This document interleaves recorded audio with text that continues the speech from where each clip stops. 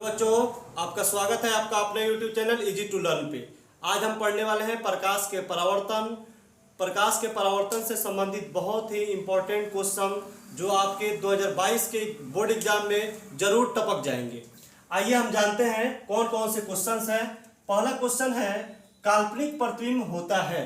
Option है हमेशा सीधा, हमेशा उल्टा, उपयुक्त दोनों, इनमें से कोई नहीं। तो हम इस क्वेश्चन को बनाने के पहले काल्पनिक यानी कि प्रतिबिंब से संबंधित जितनी भी बातें क्वेश्चन बन सकती हैं उन सभी क्वेश्चंस के बारे में जानेंगे। सबसे पहले जानते हैं कि प्रतिबिंब किसे कहते हैं। तो किसी बिंदु स्रोत से आती प्रकाश की किरणें दर्पण से परावर्तन के बाद जिस बिंदु पर मिलती है या मिलती हुई प्रतीत होती है उस बिंदु को, उस वस्तु का प्रतिबिंब कहते हैं। प्रतिबिंब कितने प्रकार के होते हैं? दो प्रकार के होते हैं, काल्पनिक प्रतिबिंब और वास्तविक प्रतिबिंब। जब किसी बिंदु स्रोत से आती प्रकाश की किरणें दर्पण से परावर्तन के बाद जिस बिंदु पर मिलती हुई प्रतीत होंगी, वास्तव में नहीं मिलती है, सिर्फ मिलती हुई प्रतीत होती है, तो उसे हम लोग कहते हैं काल्पनिक प्रतिबिंब। और जब वास्तव में मिलता है तो उसे कहते हैं वास्तविक प्रतिबिंब। काल्पनिक प्रतिबिंब हमेशा दर्पण के पीछे बनता है। कहाँ बनता है? हमेशा दर्पण के पीछे बनता है, जबकि वास्तविक प्रतिबिंब हमेशा दर्पण के सामने बनता है। काल्पनिक प्रतिबिंब हमेशा वस्तु के सापेक्ष सीधा होता है। काल्पनिक प्रतिबिंब क्या होता है? हमेशा वस्तु के सापेक्ष सीधा होता है, जबकि वास्तविक प्रतिबिंब हमेशा वस्तु के सापेक्ष उल्टा बनता है। कैसा बनता है? तो वस्तु के सापेक्ष उल्टा बनता है। कौन सा प्रतिबिंब? तो वास्तविक प्रतिबिंब। काल्पनिक प्रतिबिंब को पर्दे पर प्राप्त नहीं कर सकते हैं, इसे पर्दे पर नहीं उतारा जा सकता, लेकिन वास्तविक प्रतिबिंब को पर्दे पर प्राप्त किया जा सकता है। अब यहाँ से आपका क्वेश्चन भी सॉल्व हो जाएगा कि काल्पनिक प्रतिबिंब होता है हमेशा सीधा। काल्पनिक प्रतिबिंब कैसा बनता है? हमेशा सीधा। अब इससे संबंधित जितने भी सवाल आएंगे आप हमें भरोसा है कि आप सारे क्वेश्चंस को सॉल्व कर पाएंगे। अब दूसरा सवाल देखते हैं। हमारा दूसरा प्रश्न है, समतल दर्पण द्वारा बना प्रतिबिंब हमेशा ऑप्शन 1 है वास्तविक होता है, ऑप्शन बी है काल्पनिक होता है, ऑप्शन सी वास्तविक और काल्पनिक दोनों होता है, और ऑप्शन चौथा है इनमें से कोई नहीं।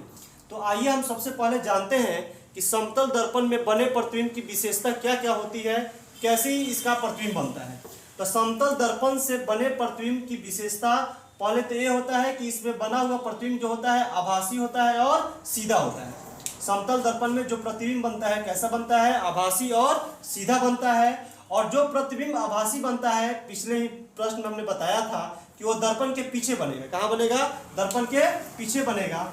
और इसकी अगली विशेषता है कि प्रतिबिंब दूरी जो होती है वो वस्तु दूरी के बराबर होती है, यानी कि दर्पण से, समतल दर्पण के सामने जितना दूर वस्तु होगा उतना ही पीछे, उतना ही दूरी पर वस्तु का प्रतिबिंब बनेगा। फिर प्रतिबिंब की ऊंचाई जो होती है वस्तु की ऊंचाई के बराबर होती है, यानी कि जितना वस्तु का ऊंचाई होगा उतना ही प्रतिबिंब का भी ऊंचाई होगा। और इसमें पार्श्व परिवर्तन का भी गुण पाया जाता है। पार्श्व परिवर्तन का मतलब क्या कि अगर हम दाहिना हाथ उठाते हैं तो हमें बायां हाथ लगेगा कि बायां हाथ हमने उठाया है, तो इस गुण को हम लोग कहते हैं पार्श्व परिवर्तन का गुण पाया जाता है। तो क्वेश्चन अब आराम से बना सकते हैं। समतल दर्पण द्वारा बना प्रतिबिंब हमेशा कैसा होता है? तो आभासी होता है और सीधा होता है, यानी कि आभासी का दूसरा नाम क्या है? काल्पनिक होता है। तो इसका सही आंसर क्या हो जाएगा? काल्पनिक प्रतिबिंब। अब नेक्स्ट क्वेश्चन देखते हैं। हमारा नेक्स्ट क्वेश्चन है, गोलीय दर्पण के ध्रुव और फोकस के बीच के दूरी को क्या कहते हैं? ऑप्शन पहला है वक्रता त्रिज्या, दूसरा ऑप्शन है मुख्य अक्ष, तीसरा ऑप्शन है फोकसांतर और चौथा ऑप्शन है वक्रता व्यास। तो आइए जानते हैं पहले कि गोलीय दर्पण होता क्या है। तो गोलीय दर्पण का डिफिनीशन हम बताएं तो वैसा दर्पण जो किसी खोखले गोले का भाग हो उसे गोलीय दर्पण कहते हैं। क्या कहते हैं? उसे किसी गोलीय दर्पण कहते हैं। तो देखिए, एक गोला बना दिया गया और एक किसी खोखले गोले का भाग है, तो इस दर्पण को हम कहेंगे गोलीय दर्पण। गोलीय दर्पण आपको दो तरह के होते हैं, एक का नाम है अवतल दर्पण, दूसरे का नाम है उत्तल दर्पण। अब कहेंगे कि किसको अवतल दर्पण कहेंगे, किसको उत्तल दर्पण कहेंगे। तो वैसा गोलीय दर्पण जिसका परावर्तक सतह अंदर की तरफ धंसा हुआ हो तथा बाहरी सतह को कलई किया हुआ हो। अगर बाहरी सतह को कलई किया गया है यानी कि पेंट कर दिया गया है, तो उस वाले दर्पण को हम लोग कहते हैं अवतल दर्पण, यानी कि इस वाले दर्पण को क्या कहेंगे हम लोग? अवतल दर्पण। और वैसा गोलीय दर्पण जिसका परावर्तक सतह बाहर की तरफ उभरा हुआ हो, जिसका परावर्तक सतह बाहर की तरफ उभरा हुआ हो तथा अंदर वाले भाग में कलई किया हुआ है यानी कि पेंट किया हुआ है, तो उसे हम लोग कहते हैं उत्तल दर्पण। क्या कहते हैं उसे? उत्तल दर्पण कहते हैं। अब एक खोखला गोला जो है, जिस गोले का भाग होता है उस गोले के केंद्र को हम लोग कहते हैं वक्रता केंद्र, और वक्रता केंद्र को हम लोग सी से डिनोट करते हैं। किसे डिनोट करते हैं? सी से। अब गोलीय दर्पण जो होता है, इस गोलीय दर्पण की जो मध्य बिंदु होती है उसे हम लोग कहते हैं मुख्य ध्रुव कहते हैं। क्या कहते हैं उसे? ध्रुव कहते हैं, जिसको हम लोग पी से डिनोट करते हैं। ध्रुव और वक्रता केंद्र को मिलाने वाली जो रेखाखंड होती है उसे हम लोग मुख्य अक्ष कहते हैं। क्या कहते हैं इसे? मुख्य अक्ष कहते हैं। अब कोई प्रकाश की किरण अगर मुख्य अक्ष के समानांतर जाती है और वो दर्पण से परावर्तन के बाद मुख्य अक्ष के जिस बिंदु से होकर निकलती है उसी बिंदु को उस दर्पण का फोकस कहते हैं। क्या कहते हैं उसे? उस दर्पण का फोकस कहते हैं। और आपका क्वेश्चन भी यही है कि ध्रुव और फोकस के बीच की दूरी को क्या कहते हैं। तो देखिए, ये ध्रुव हो गया, ये क्या हो गया? फोकस हो गया। इसके बीच की दूरी को हम लोग फोकस दूरी कहते हैं, यानी कि फोकसांतर भी कहते हैं, और इसे हम लोग स्मॉल एफ से डिनोट करते हैं। तो आपका आंसर यहाँ पे हो जाएगा फोकसांतर, यानी कि ध्रुव और फोकस के बीच की दूरी को हम लोग क्या कहेंगे? फोकसांतर कहते हैं, यानी कि फोकस दूरी कहते हैं। अब यहाँ से याद रखेंगे कि ध्रुव और वक्रता केंद्र के बीच की दूरी को हम लोग वक्रता त्रिज्या कहते हैं, जिसे आर से डिनोट करते हैं। फिर एक और क्वेश्चन आपसे यहाँ से पूछा जाएगा कि अवतल दर्पण की फोकस दूरी क्या होती है? धनात्मक होती है कि ऋणात्मक होती है? तो अवतल दर्पण की फोकस दूरी ऋणात्मक होती है। क्या होती है? ऋणात्मक होती है। उत्तल दर्पण की फोकस दूरी क्या होती है? धनात्मक होती है। आइए अब नेक्स्ट क्वेश्चन देखते हैं। अगला क्वेश्चन है वक्रता त्रिज्या और फोकस दूरी में संबंध है। वक्रता त्रिज्या और फोकस दूरी में संबंध है। हमने पिछले क्वेश्चन में सीखा था कि वक्रता त्रिज्या किसे कहते हैं और फोकस दूरी किसे कहते हैं। तो ध्रुव और वक्रता केंद्र के बीच की जो दूरी होती है उसे हम लोग क्या कहते हैं? वक्रता त्रिज्या कहते हैं। ध्रुव और फोकस के बीच की जो दूरी होती है उसे हम लोग क्या कहते हैं? फोकस दूरी कहते हैं। यहाँ से देखने में भी लग रहा होगा आपको कि किसी भी गोलीय दर्पण की वक्रता त्रिज्या जो होती है फोकस दूरी की दुगुनी होती है, अर्थात किसी गोलीय दर्पण की फोकस दूरी उसकी वक्रता त्रिज्या की आधी होती है। तो आपसे क्वेश्चन में पूछा गया है कि फोकस वक्रता त्रिज्या और फोकस दूरी में संबंध बताइए। तो अगर f बराबर पूछा जा रहा है तो ये वक्रता त्रिज्या का आधी होगा, यानी कि पहला ऑप्शन ही सही है। दूसरा ऑप्शन देखिए f बराबर r दिखाई दे रहा है नहीं, यानी कि दूसरा ऑप्शन गलत है। r बराबर f/2 ये भी ऑप्शन गलत है। f बराबर 2/r ये भी ऑप्शन सही है, यानी कि हमारा सही आंसर है f बराबर r/2। हमारा नेक्स्ट क्वेश्चन है, अगला क्वेश्चन है किसी अवतल दर्पण द्वारा काल्पनिक सीधा और आवर्धित प्रतिबिंब बनता है जब वस्तु स्थित होती है। यानी कि अवतल दर्पण द्वारा किसी वस्तु का काल्पनिक सीधा और आवर्धित प्रतिबिंब कब बनेगा, यानी कि वस्तु को कहां पे रखें कि ऐसा प्रतिबिंब बनेगा। तो हम सबसे पहले ये सीख लेते हैं कि अवतल दर्पण के सामने वस्तु को कहां पे रखेंगे तो उसका प्रतिबिंब कहां पे बनेगा। तो देखिए, अगर अवतल दर्पण के सामने अगर वस्तु को अनंत पे रख रहे हैं, कहां पे रख रहे हैं? अनंत पे, तो उसका प्रतिबिंब बनता है फोकस पे। याद रखेंगे, जब वस्तु को कहां पे रखा जाए?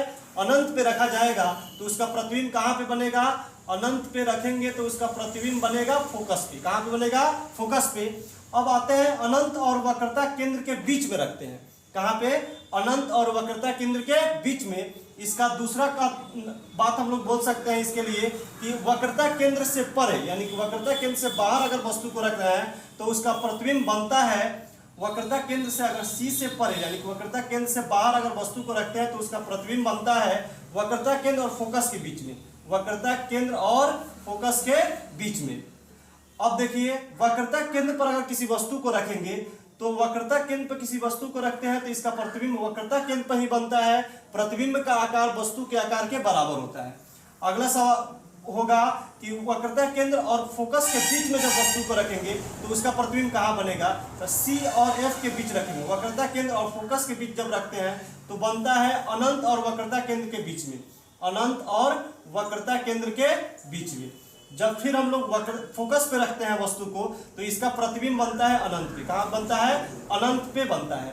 अब जब फोकस और ध्रुव के बीच में रखते हैं तो यहाँ से इसका प्रतिबिंब जो है दर्पण के पीछे बनता है, काल्पनिक बनता है। यानी कि फोकस के इधर जितने भी रख रहे थे, अनंत पे रख रहे थे, वक्रता केंद्र और फोकस अनंत के बीच में, वक्रता केंद्र पर, वक्रता केंद्र और फोकस के बीच में, फोकस पे तो हमेशा प्रतिबिंब वास्तविक बन रहा था। लेकिन जैसे ही आप रखिएगा फोकस और ध्रुव के बीच में, इसमें रखे वस्तु का प्रतिबिंब जो होता है काल्पनिक बनने लगता है, दर्पण के पीछे बनता है और वस्तु से बड़ा बनता है, यानी कि आवर्धित बनता है। तो आपसे क्वेश्चन पूछा गया कि काल्पनिक बनना चाहिए, सीधा बनना चाहिए और आवर्धित बनना चाहिए। तो जब वस्तु को फोकस और ध्रुव के बीच में रखेंगे तो उस वस्तु का प्रतिबिंब जो है कैसा बनेगा, काल्पनिक बनेगा, सीधा बनेगा और आवर्धित बनेगा। यानी कि आंसर हमारा हो जाएगा दर्पण तथा फोकस के बीच में अगर वस्तु को रखते हैं तो उसका प्रतिबिंब काल्पनिक, सीधा और आवर्धित बनेगा। क्वेश्चन है आवर्धन का एसआई मात्रक होता है। आवर्धन का एसआई मात्रक क्या होता है? तो सबसे पहले हम जाने कि आवर्धन कहते किसे हैं। तो आवर्धन को अंग्रेजी में कहते हैं मैग्निफिकेशन, और मैग्निफिकेशन का पहला अक्षर होता है एम, इसीलिए इसे डिनोट करते हैं एम से। और आवर्धन का डिफिनीशन होता है प्रतिबिंब की ऊंचाई और वस्तु के ऊंचाई के अनुपात को आवर्धन कहते हैं। यानी कि प्रतिबिंब की ऊंचाई को हम h2 मान लें और वस्तु की ऊंचाई को h1 मान लें, तो आवर्धन के लिए फॉर्मूला निकल के आता है m बराबर h2/h1। तो बताइए ये भी दूरी है, ये दूरी है तो इसका भी यूनिट अगर मीटर है, इसका भी दूरी है, इसका भी यूनिट क्या होगा, मीटर होगा। तो मीटर से मीटर कट जाएगा तो इसका यूनिट क्या बचेगा, कुछ बचेगा नहीं बचेगा, यानी कि यूनिट लेस होता है। आवर्धन जो होता है क्या होता है, यूनिट लेस होता है। तो इसमें इसका आंसर क्या हो जाएगा, इनमें से कोई नहीं। आवर्धन के एसआई मात्रक क्या होगा, इनमें से कोई नहीं। अब थोड़ा आवर्धन सूत्र के बारे में जान जाए तो आवर्धन सूत्र दर्पण के लिए होता है -v/u।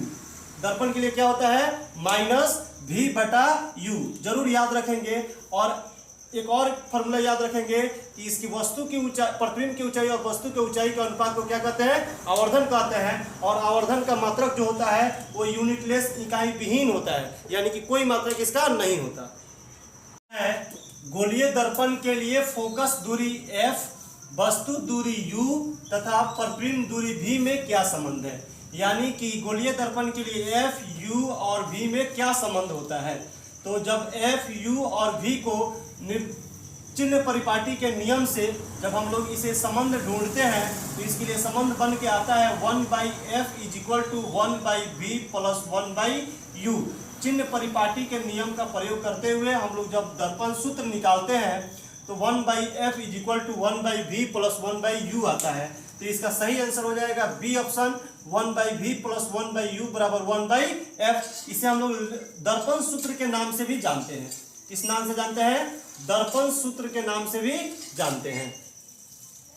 हमारा नेक्स्ट क्वेश्चन है रोगियों के कान, नाक, गले आदि की जांच करने के लिए डॉक्टर प्रयोग करते हैं। किस दर्पण का प्रयोग करते हैं? पहला ऑप्शन है समतल दर्पण, दूसरा ऑप्शन है उत्तल दर्पण, तीसरा ऑप्शन है अवतल दर्पण, चौथा ऑप्शन है इनमें से कोई नहीं। तो इसका सही आंसर हो जाएगा अवतल दर्पण।